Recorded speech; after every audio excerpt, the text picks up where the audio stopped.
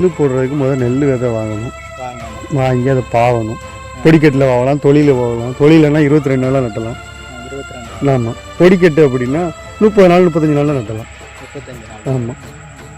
35 நாளில் நட்டி அதுக்கப்புறம் என்னென்ன எத்தனை டைம் உரம் போடணும்? ஒரு ஏக்கர் போடணுன்னா எவ்வளோ ரூபா செலவாகும்?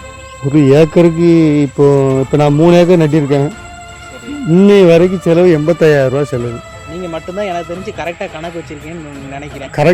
கணக்கு வச்சு தான் சொல்கிறேன். ஏன்னா நட்டி ஒவ்வொரு ஆள்கிட்ட கேட்டோம்னா அந்த கணக்கே தெரியாது.